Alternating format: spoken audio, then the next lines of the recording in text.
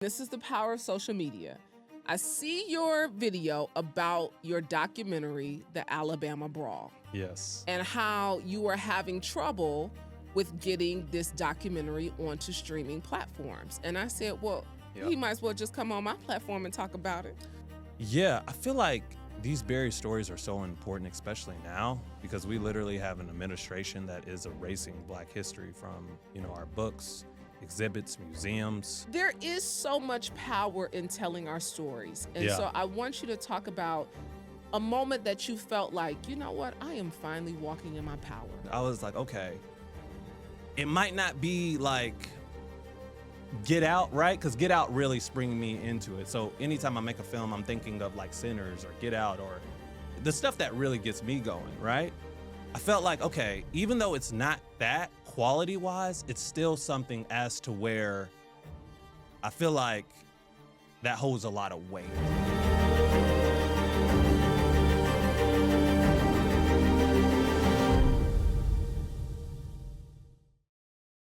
Welcome to Vaultempowers Talks, where we don't just scratch the surface. We dive deep into the lives of some of the world's most influential change makers. I'm your host, Brandi Harvey. Now today, this is the power of social media at hand. This is what happens when I see a video and I say, let's get them on the show.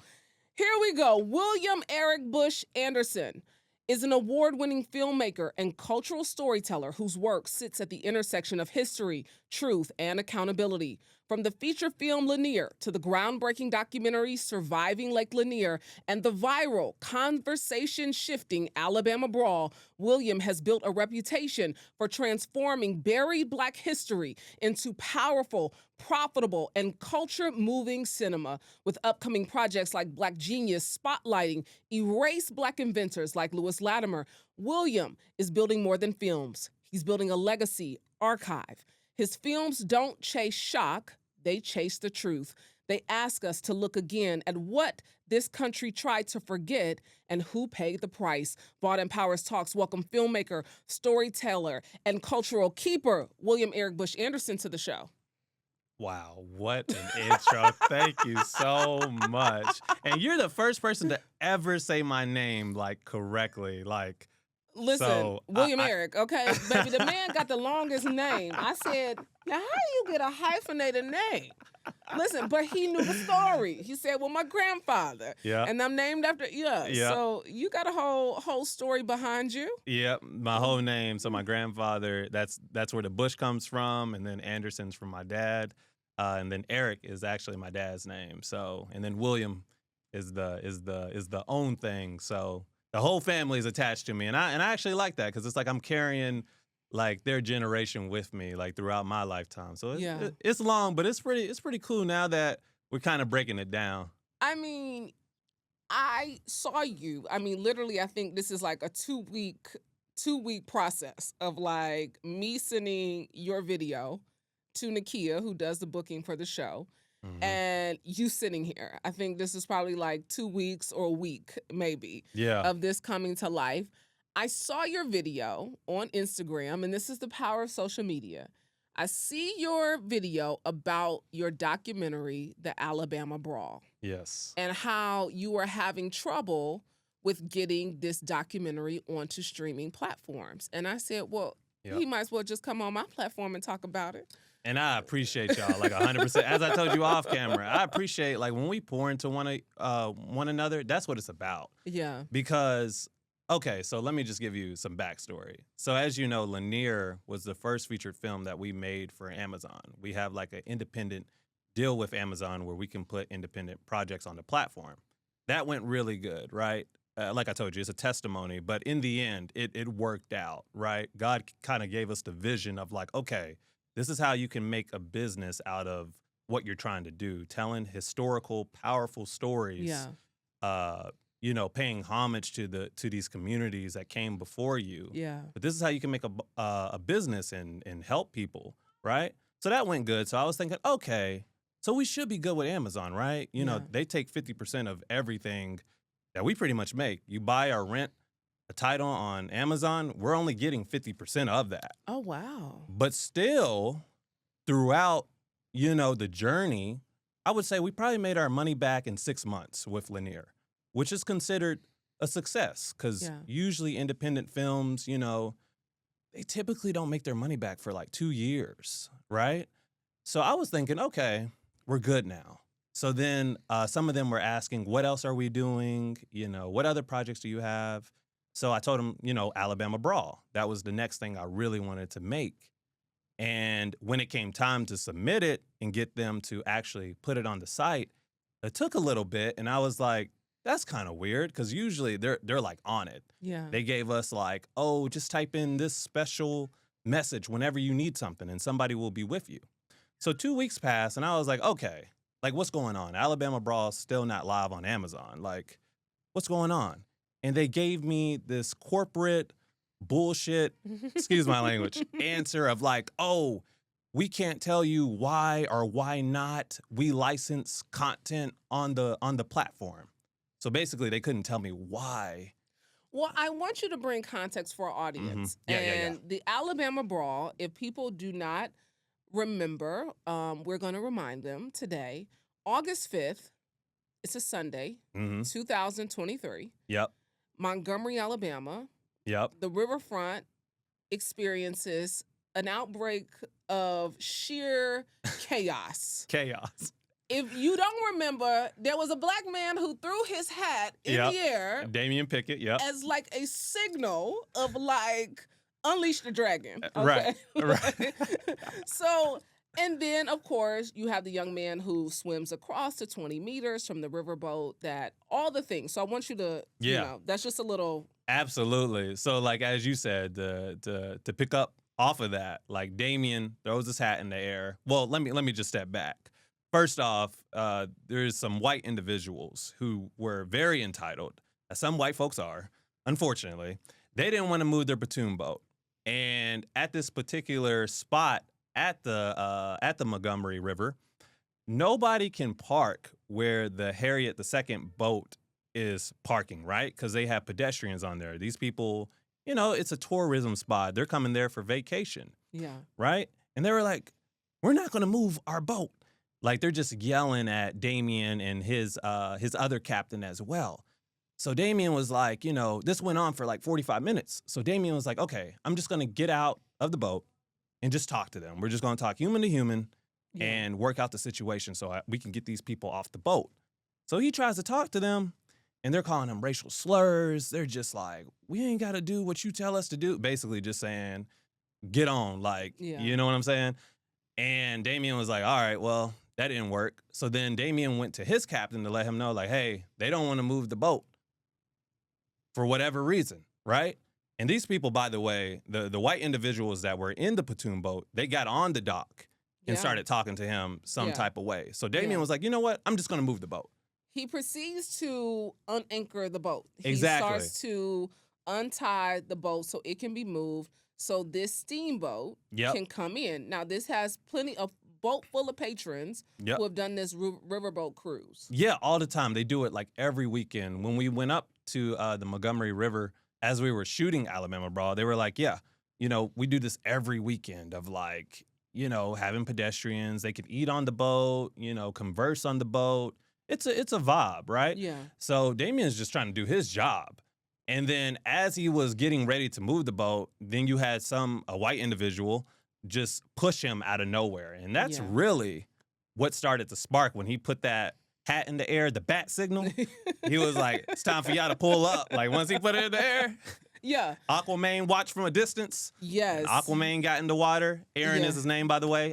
He got in the water, swam like, I forgot how many yards. Like 20, it said 20 meters when I watched the documentary. Yeah, 20 meters. 20 meters. Said that was the longest distance he had even swam before. Ever. And he sees his colleague being assaulted. And That's right. he says, I just want to jump in and help. Then you had another person who was watching it from above. He came down to break up this melee that was going on. Yeah. But people did not realize that in that moment, what would create a viral, just movement. Yeah. A whole movement behind this Alabama Brawl. Yeah. This really people asserting power. Yeah, exactly. And taking their power back. Exactly. And it really unlocked some stereotypes that are said about the Black community. We can swim, right? So everyone always say Black people can't swim. Well, that day we all could swim. You know what I'm saying? Even if you felt like you couldn't, after watching that, you like, I can swim. I'm Michael Phelps. I'm the Black Michael Phelps. So I felt like, for real, like, I mean, it's just one of those moments of like, we will no longer be like oppressed. You cannot talk to us like we're in 1912 because it is on site. And it was literally on site for them. Reggie Bernard hitting someone with a chair. I forgot about that moment. Yeah. You know what I'm saying? So it's just one of those cultural moments where it just makes me so proud because I'm just like, wow, like when we come together, you can't stop us. And not even talking like physicality, just in general, like in every aspect of life. When we come together, it's like, what can we not do? Because we drive the culture the most forward. Yeah. In so many aspects. I want you to really, because what you do in this documentary, and I've had the pleasure of watching the Alabama Brawl documentary. I've also watched Surviving Lake Lanier, one of your other bodies of work. And when I watched the Alabama Brawl, I was reminded of just like the power of social media, right? Because we were able to tell a story in that moment that if the phones had not recorded, somebody else would have taken the lead on the story, right? That was told. But I want you to give some historical context for people who may not be familiar with what happened in Montgomery on that river centuries before. Yeah, absolutely. So what also makes this story so powerful is this, I just feel like it's like a full circle moment because like a century before, the Montgomery Riverfront was a large slave trade hub, actually. So slaves were sold at that river on a different boat, of course, but they came there almost every day to sell slaves on like Commerce Street, which is literally right down the street from the Montgomery River. So you have a place a century before where slaves were in shackles and sold. And they pretty much just had to do whatever they were told or you know the consequence, right? And then 100 years later, you have a situation where white folks are provoking a black man, a hardworking black man at that, just doing his job. And then him saying, nah, like, I'm not backing down. Yeah. And then us to come together to have his back. Because, you know, if Aquaman and everybody didn't come to help Damian, that situation would have been so bad. He was so outnumbered. He was so outnumbered. And when you watch the footage, you understand the real gravity of that moment had there not been aid and assistance.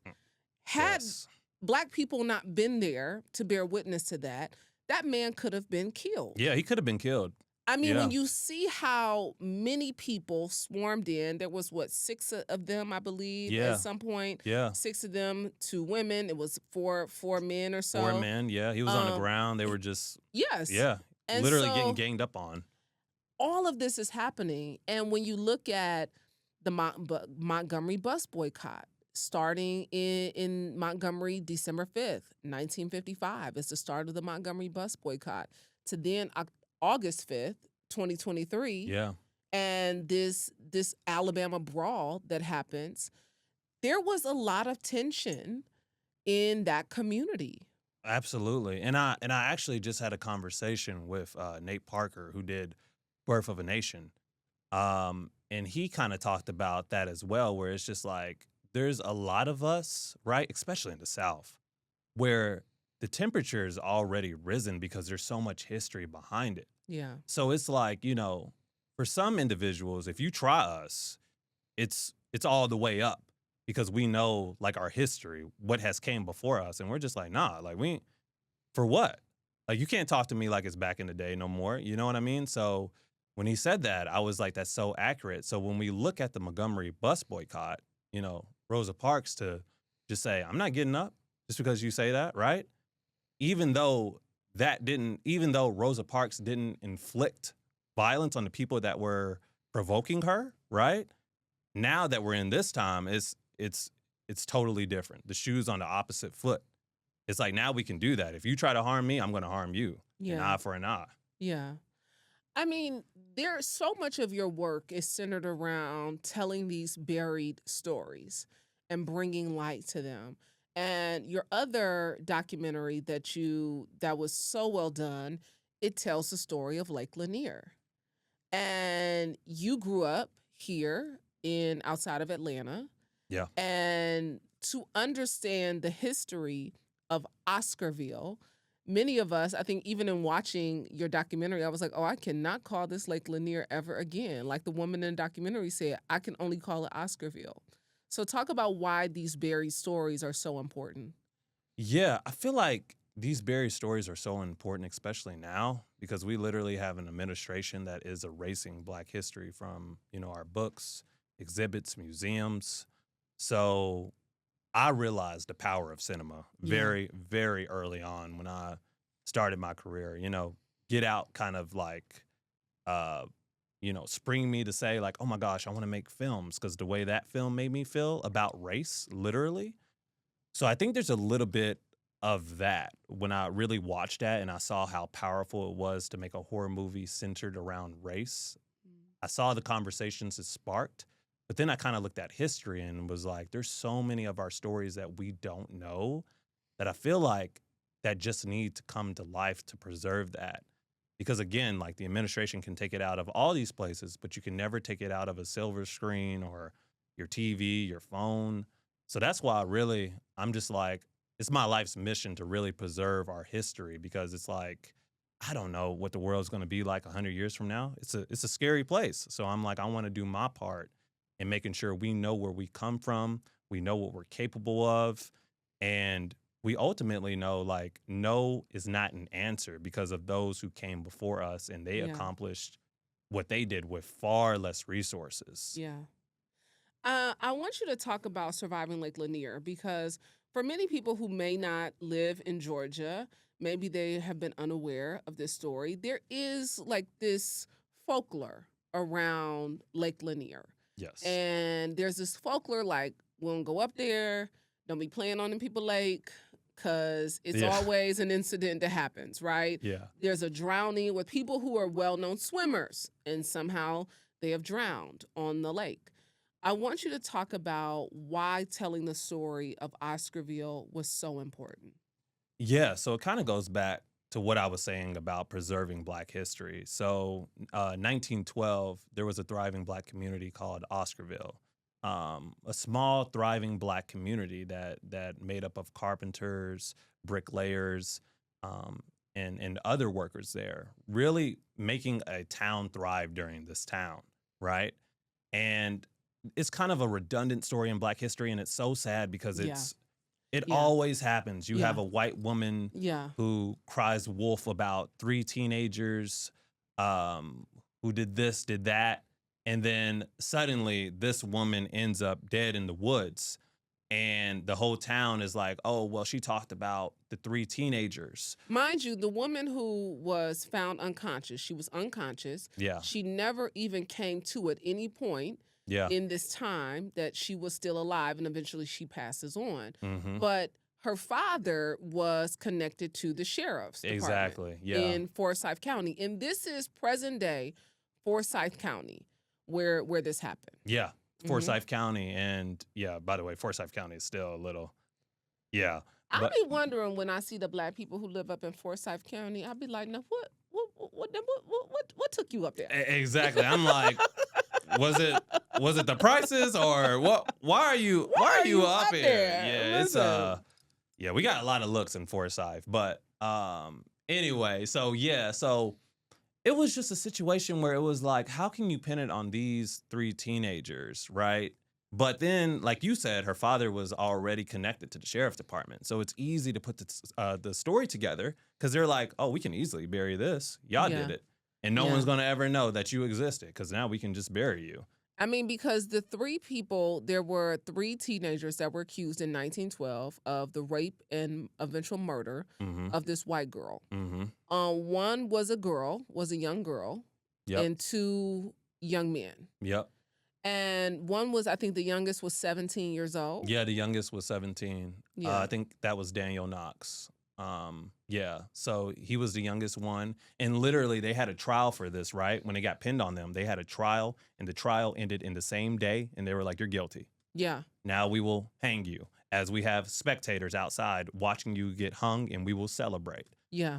That is how wicked, like, the times were. Because all of this from capture to trial to execution was like a couple weeks. Yeah, a a couple matter weeks. of like 3 weeks. Yeah, a matter of 3 weeks. Yeah. But the trial ended like the same day of like, Yeah. yeah, you're guilty. Now it's time to arrange. It's literally like the death penalty, but Yeah. like quick, you know, like very quick. And, you know, so that story right there, I felt like with all that historical context that we just talked about, and the stories we don't know, as I told you, we don't even know what else happened in Oscarville, right? So before the mob ultimately destroyed it, after, you know, they were convicted and hung. So all that is under Lake Lanier, Yeah. alongside again with the stories we don't know. So I'm like, there's a lot of bloodshed down here. There's a lot of stuff that is unjust down here. So in my opinion, you know, I'm very spiritual. So I'm like, it makes sense that, you know, like drownings happen here even to well-known swimmers. A lot of people will say, oh, they're not wearing a life vest. I know some people, they wore a life vest and they still drowned. drowned. I mean, if you do not know the history of Oscarville, I really implore you to go look it up, because when you look at Lake Lanier and you see this beautiful recreational space and people go up there and they have boat parties and they go up there and have lake houses around this, you know, over 600 miles of shorefront area up here in North Georgia, there is a town underneath the water. Yep. There are trees underneath the water. There are buildings. There are cemeteries underneath the water. Exactly. And we are wondering why people tell the stories of they felt this pulling when they're out on the lake, that they felt that they got pulled down. Yeah. Underneath the water. And that's literally a lot of what the documentary talks about, where, you know, we interview people that have had a near-death experience. Chastity tells her story of literally feeling that. And she was so emotional. So emotional. In watching it, she said, I never even go in over 3.5 feet of water at a pool. I do not go into large open bodies of water. To this day, she said. Yeah, to this day. Because of that moment in 1997, I think, or 1994 or something like that. 1997, you were right. Yeah, and ever since that experience, she's like, I just do not mess with water. I'm sorry. That's just, there is something in that water from its history that is causing that. I don't know how people disconnect that, but it's just because they're living in the now. And a lot of people just do that, where they're like, nothing else matters because I'm living in present day. Yeah. You know? So it's the wildest thing to me. But that was one we just had to tell. Because even after making our movie, I was like, I'm so unsatisfied with us not being able to tell the history of Oscarville. I was like, we got to make a doc because it's just the perfect medium to tell that story. Yeah. When you did Surviving Lake Lanier and you did the Alabama Brawl documentary, did you find any correlation? That's a great question. Yeah, we did. Because if you think about it, you know, Oscarville is what ties the Black history together of Lanier, or Surviving Lake Lanier.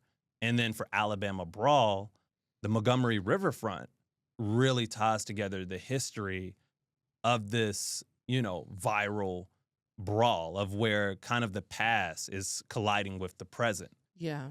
So, yeah, that's how really those both are connected. And, you know, that's honestly, it was the brawl that told me, like, oh, of course, there's more to this story than just a fight.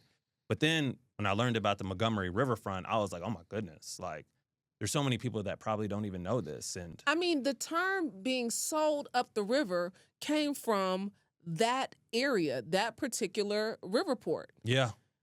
Being sold up the river. When we heard that as children, or we hear that in songs, or we hear that in spirituals, we hear that in context, when we, you know, think of historical moments, they've used this term being sold up the river.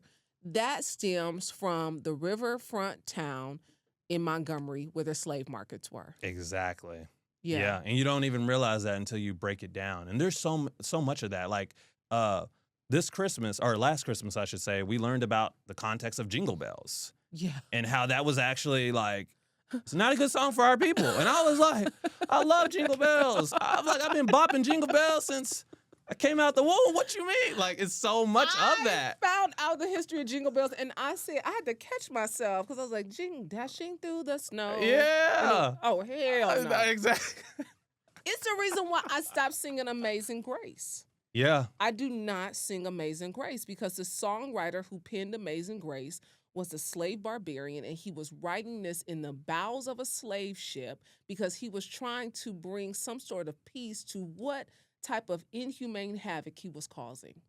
And so that who saved a wretch like me comes from the writer of a man who was with a slave ship. He was on the slave ships, and he knew the horrendous treatment. I just can't think of his name right now, but Wow. I do not sing Amazing Grace because of that. That. When I learned that. Post-Traumatic Slave Syndrome by Dr. Joy DeGruy. She talks about Amazing Grace. Wow. The history of Amazing Grace. And we have coined these songs and these phrases because we have not been taught the historical context. No, we haven't. And we don't know. And that's what I mean. That's why I'm very serious about what I do. And even with that, us just talking about songs, that's why I'm like, yeah, I gotta know more regarding that because I don't want to coin anything where it came from a slave owner just torturing our people. And I'm like, what are we doing? Yeah. It was for their own healing and resolve, right? Yeah. Of the acts that they were committing. Yeah. It was to bring them peace It's and crazy. solace for the barbaric and humane acts that they We're were talking, committing. they wanted peace, burn in hell. Like, what you talking about? I Like, I'm mean, sorry. what you talking about? Yeah. I want you to talk about, this idea because as you move forward, you're not stopping with telling these stories. You're not stopping with unburying, of uncovering these buried truths and these buried stories. One of the things you are most excited about your next project is Black Genius, and you are going to dive into Black inventors. Yeah, absolutely. Yeah. So the first film, which comes out February 1st of 2026, I'm over here forgetting what year we're in. Yeah, it covers the life of Louis Latimer, who actually made the light bulb last forever. So all the lights in your home and your car, without his contribution to the light bulb, it would not be everlasting. It would have turned off at some point because Thomas Edison, he ultimately gets coined as the light bulb inventor. Yeah. But then the contributions of actually what made the light bulb what it is today, it doesn't get told for Louis Latimer's contributions. He's just in the footnotes. And that's why I was like, nah, we got to shed light on this story. And then there's another story of actually Spotify Wrapped, of how that came from a Black woman who was an intern at Spotify who actually made Spotify Wrapped. But then they were like, okay, you've ran your course at the internship. Bye-bye. But notice. So the rap that we get at the end of the year on Spotify. Yep. It's from a Black intern, Black woman. I forgot her name now, but yeah, it's from a Black woman who actually made that during her time at Spotify. And they just kept it pretty much. I mean, I and think every app that you think of does that at the end of the year, right? Yeah. Like Pandora, ChatGPT. There's so many that does, this is your most searched thing this year. Yeah. That all, you can argue that all comprise from this woman. Wow.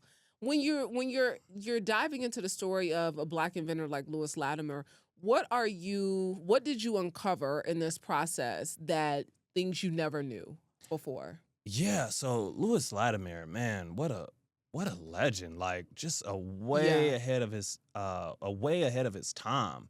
So I didn't know that he actually made like the telephone patent for Alexander Graham Bell. I had no clue that he did that. The light bulb was kind of one of his later contributions. I learned that he was in the Navy. I learned that. What else did I learn? I learned so much. First off, I didn't even know he was like making patents. I didn't even know he was so great at like drawing. Because back in the day, like if you file a patent now, obviously the process is very electronic. This is all by hand. Yeah. So I didn't realize he was such a great man at making like patents to make to make inventions like yours, because once you hold the patent, it's like yours at that point. So yeah, I learned that for sure. I mean, we've had Mr. Johnson on the show, who is the creator of the Super Soaker, right? And when I went to his facility, his scientific facility here in Atlanta, like, people don't even know the man got real estate. Like, he owns so much stuff that you would be like, but he's created like over 160 some patents, you know? Wow. And people forget, like, they don't understand, like, this man's a scientist, right? And how he created a Super Soaker was really just science. You know, it was just him tinkering around and creating science. But outside of that, he's done so many things. I mean, with body heat, with science, that like military grade stuff that he's working on to this day. And he's still inventing. But the highest grossing toy of all time is a Super Soaker. Super and that Soaker. was created by a black man. That's crazy. know? And that's what I mean. So many of us don't even know those stories. So again, it just fits with the brand and just the life mission of just making films about black inventors that we don't even know. And that's what I mean, though. Like, we've contributed so much to society, but we just haven't owned it, or it's just not known. And yeah, I wanna completely erase that deficit of that, because there's so much that we the traffic light, Yeah. right? Yeah. Invented by Garrett Morgan. Garrett Morgan. And Yeah. that's what I mean. So, like, you know, every time you're at a traffic light, that contribution is from a black man. I mean, and I think it's like, when we think about the contributions, people don't understand, like, everything was invented by black people. Like, it's not Literally. nothing that we did not touch, right? Yeah. Because essentially we were always just trying to make our lives better, Yeah. right? So the iron and the ironing board was because we were domesticated workers. And so we're trying to make our life easier. The washing machine, we were making our lives easier. Yep. GPS, we were making our lives easier. Even soap. Come on. Soap Well, we came know, from a black well, man. honey, as many people as I see learning how to bathe on TikTok now from black people, I just noticed some of y'all had never seen no soap. Since y'all, a black woman still teaching y'all how to do stuff, washing your back on TikTok. Listen, that's what they doing. I didn't even know that. That's hilarious. You got to go down a rabbit hole. See, our algorithms is different, you know. It's much different. They teaching people how to bathe now? Listen, they got white ladies on TikTok talking about, I just want to, like, shout out to the black girls who, like, really taught me how to, like, To bathe? To bathe. You know, because they said poor people use washcloths, so they don't use washcloths. Because they said that's a poor thing. Poor people, that's what they said. Where did that logic come? I have heard this on many people with podcast mics. So I want them to stop selling these in 2026. I think Exactly. y'all get podcast mics off your wish list, okay? Because on a couple podcast platforms, I have seen white individuals say that using a washcloth is for poor people. They must be poor then, because that's the only thing I'm getting from this right now. So clearly, a black person invented the washcloth. Yeah, clearly, and we don't even. that had to be done. I mean, Yeah. there is so much power in telling our stories. And Yeah. so I want you to talk about a moment that you felt like, you know what, I am finally walking in my power by telling these stories. Oh man, we were in LA, February 2024, and we had seen the Kobe statue, God rest his soul, and that trip for me was just so, I don't know, it was so prolific of, like, God saying, like, you're walking in your purpose, son, right? Because I just remember, like I said, Lanier was such a testimony to even, like, get it done, to forget everything else that came from it, just to get it done. That alone was such a testimony.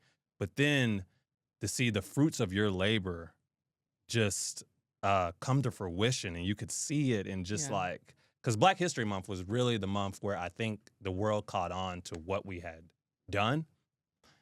And just to wake up and to see, like, Amazon, and just to see the reactions, because we got on the Shade Room, and that's where I felt like wow, like, our stories, they really matter at the end of the day. And the fact that that idea just really came to me, and I said, no, like, we have to do this, like, no matter the risk or whatever it takes, because we're still independent, right? There's a lot that, we don't have.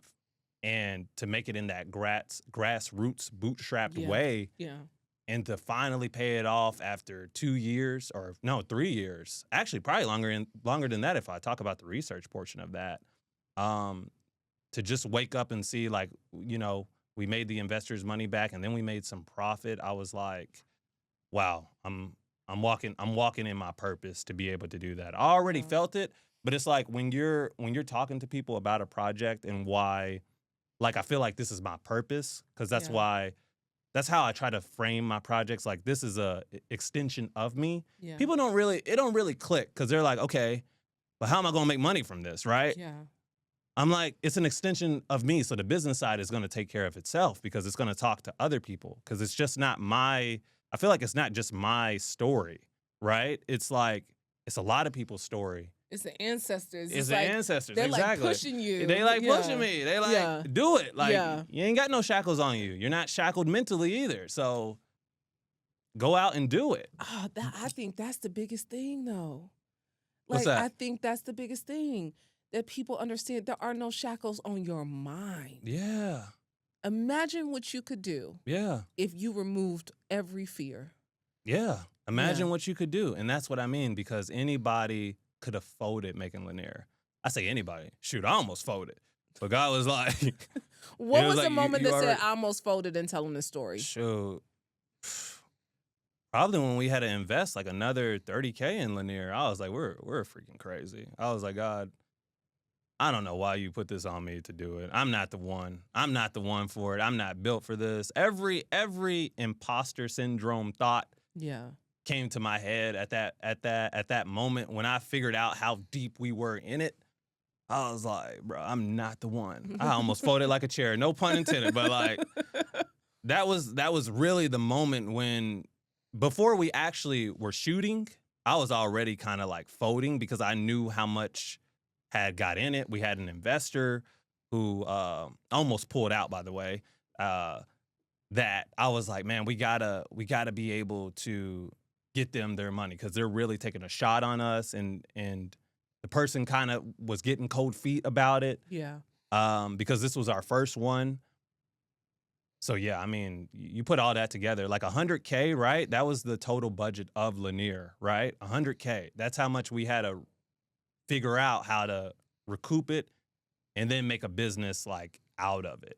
So that, for the first featured film, salute to all the other filmmakers, by the way, that have first feature films that are bigger than that. Cause I was like, bro, this is like, thought this was $100 billion. The way I was feeling, I was like, if we don't do this, we gonna lose our house, we gonna lose our car, we gonna have to give our dog away.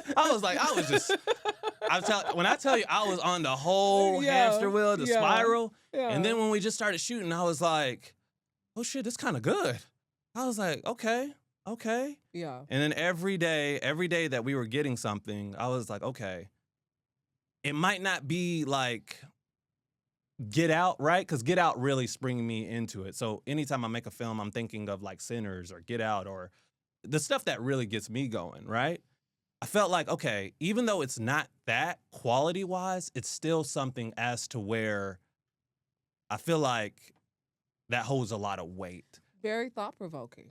Yeah, very thought-provoking. Right. It's going to get you to pause. It's going to get you to think like, oh, wait a minute. I didn't know that this was the story behind Oscarville and this black town where this race riot breaks out, essentially, this racial terrorism. Yeah. Because these people were terrorized. Yes. They were terrorized. Absolutely. And I think when we look at those stories, it reminds us of our bravery, our resilience, because those people who were displaced because of that racial terrorism, they came down and they still bought land in other parts of Atlanta. Yeah.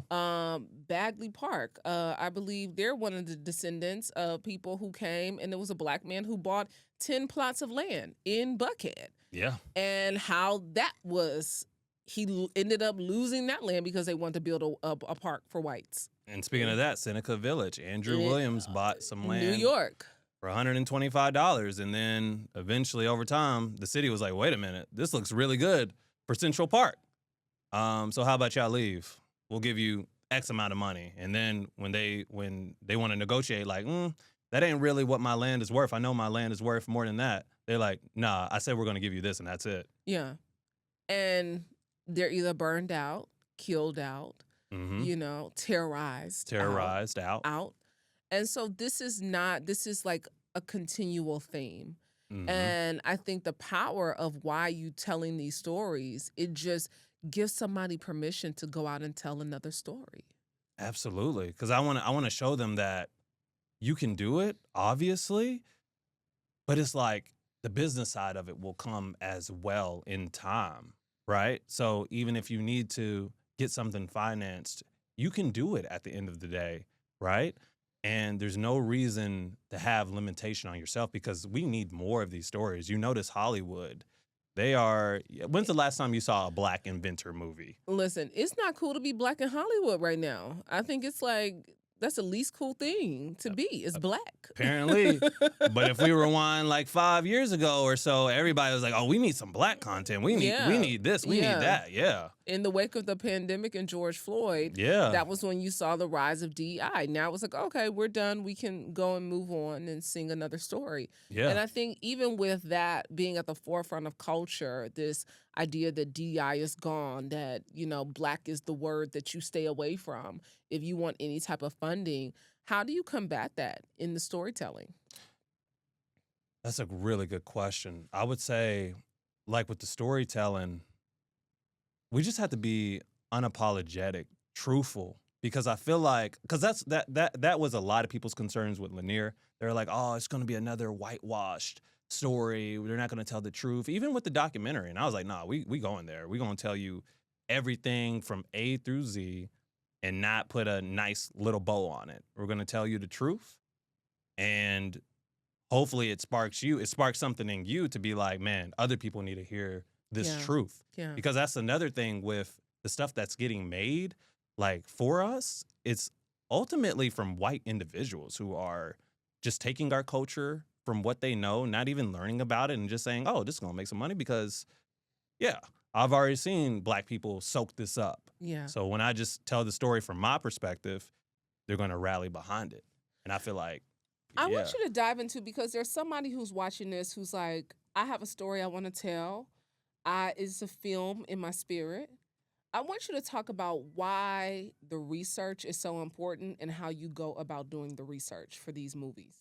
Yeah, absolutely. So research-wise, I always try to look for someone that was closest to the actual story, if they're still living, to really sit them down and to understand everything about it. Because there's no perspective like the human perspective, especially when they've actually lived through it or know something about it, right? From there, once you find someone that can actually tell you about the story of whatever you're trying to do, then it's on you to do your due diligence. Go to the library. I know it's not a cool thing to say. Go to the library. Get a book. Touch a book. Yeah. Just don't chat GBT this shit. Actually, because I don't think people read the little fine print of chat GBT where it says it can make mistakes. I think that just gets glossed over completely. Yeah. But actually touch a book. Read. Just don't listen to no podcasts, right? I know the mics are probably going to be gone in 2026 after you said that, but don't just read. Just don't listen to no podcasts. Yeah. Read books. Read books and see how it makes you feel. And the type of perspective you have from reading a book. Because really, before we even made Lanier, I read what was that book called? It was from an author who I got in touch with. Name is escaping me now. It'll come back to me. But I read his book and I reached out to him and I was like, yo, tell me about your story. Because essentially, he had, I think it was his dad who lived in the times of Oscarville, but he was like the only white individual. But he saw the racial tension. So he kind of wrote a book about his dad's experience of living through that time. And his dad was really recounting what they were doing to Black people in Oscarville before even the whole tension happened. So just reading that kind of gave me the perspective of a white individual who really rode for us, was already showcasing what was going to happen in time. because it really recounts everything that led up to this moment where they framed the teenagers, hung them, and we're like, we're destroying everything here, kind of just like in Tulsa, the Black Wall Street. Yeah. And then we're gonna act like it just never happened. Rosewood, Seneca, I mean, Seneca Village, yeah, yeah, exactly. Yeah. And it's happening even now, but obviously in more secret ways of more doing sophisticated, it. like More Altadena, sophisticated. California. Yep, exactly, exactly. Same thing. Yeah, Yep. Altadena, California. I mean, they're becoming way more sophisticated in those ways. As you continue this journey of uncovering stories, why is it so important to get the word out about your film Alabama Brawl? Because you have not been granted access on any streaming platform. Yeah. You have been denied. Yeah. And partly you believe to be because this was an uprising led by Black people. Yeah, because it makes Black people look good. I'll just call it what it is. It makes Black people look good. We whooped ass. I mean, we whooped ass until like a lot of white people, they don't want to see that. Now, if I told you white people were beating up Black people, how many people would have been knocking? Like, that's very profound. Give this man an Oscar, right? I'm just gonna keep it real. We see what's happening with Sinners. That is ultimately what's happening. That's why I be telling people, like, yo, like, in my opinion, like, forget Tubi. Support us independently. Support me independently as a Black filmmaker, right? That's why we made an independent site, AlabamaBrawlMovie.com, by the way. Y'all go check it out.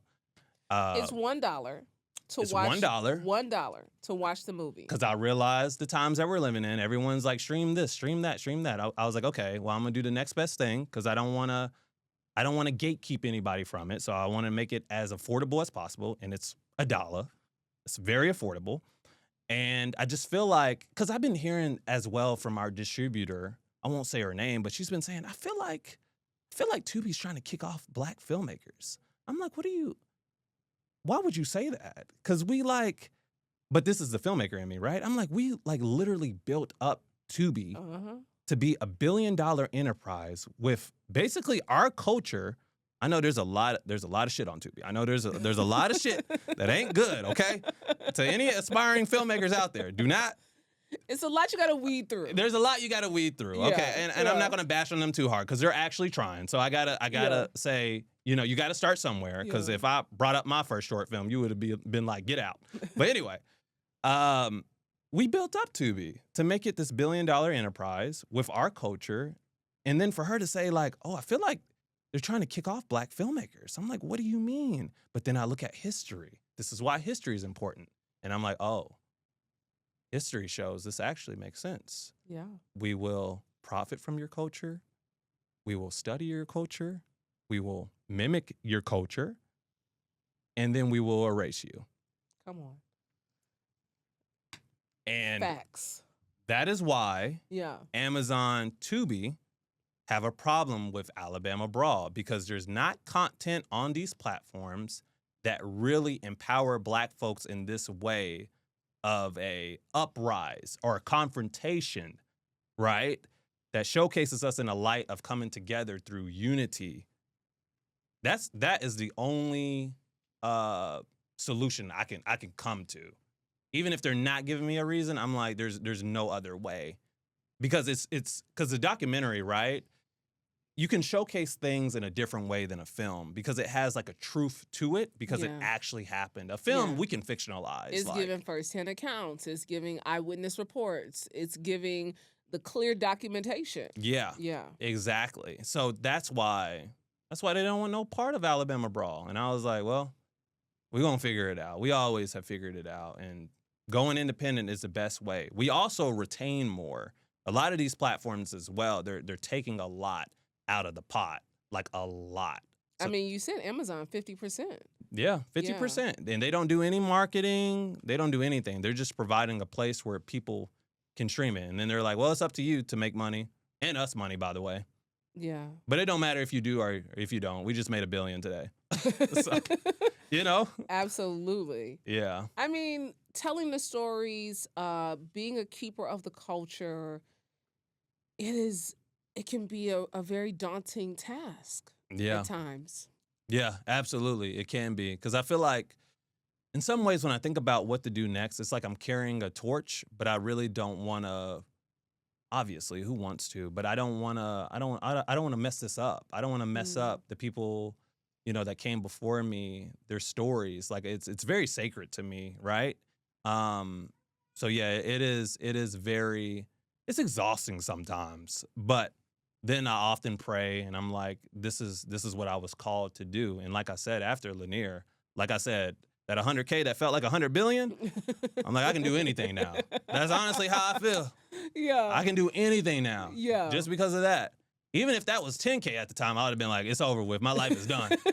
The walls are closing in on me. Like, but honestly, everyone has that small breakthrough Yeah. that feels so humongous at the time. Yeah. But then once you break through it, you like, maybe I can fly. You start to just say Yeah. like, man, I can do it.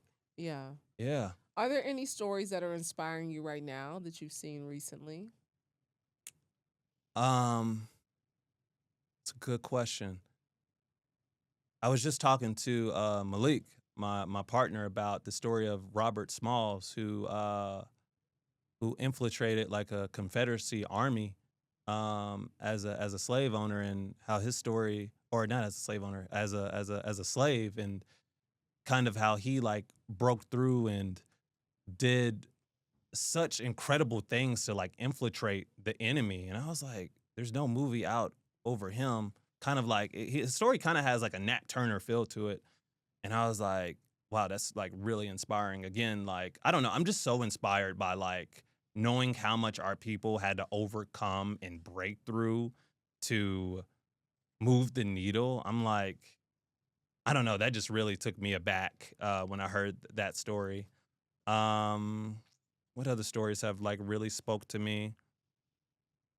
Nah, that's the one that really comes to mind that Right now. I would Yeah. love to do something over. I have some other stuff too that's like more original, like that I would love to bring to life, that kind of has like I would say like kind of like a Sinners, Get Out type of feel to it. Um yeah, and like what's funny is that I don't know if you saw that new Drewski skit where he Yeah, was with the church. with the church thing, Yeah. which is hilarious, by the way. Hilarious. There's a Hilarious. lot of people mad about that. I don't know why. I, It's too much truth wrapped in it. yeah. Listen, 90% of the joke, listen, it's 10% is the truth. Is the Okay? truth. Or 90% is the truth. Something, you figure that out. Yeah. So I have a movie that I want to do kind of about the church that's more like horror-esque, but it kind of has those elements of Drewski's skit in it, where it's like, it's funny because it's true, but also when you get someone that's a pastor that is very ingrained in the word, but they're using it for their own benefit, it shows you the power of religion. Yeah. And I really want to explore that as well, because I feel like that's something that we need to continue to talk about in the Black community. Ooh, No matter I'm putting my what. hat in the ring to be a part of that documentary. All right. I'm putting my hat in the ring. I think I'll be able to offer a little more theological insight after I get out of Princeton Seminary. Okay. Yeah, so I'm headed to Princeton Seminary, so that sparks my interest. Wow. That's Yeah. amazing. I'm like so excited about it. Yeah. Like it's a new era. of That's my life. incredible. Yeah. So I'm gonna go Wow. up there and get in white folks' hell. I'm gonna go up there and be a disruptor. Listen, put it on camera right now. Did she put that on tape? She sure did. Listen, go up there to disrupt some stuff. All right, I ask everyone who sits in the seat one word you're committed to in the season of your life. Wow. Question. What am I committed to? One word you're committed to in the season of your life. God.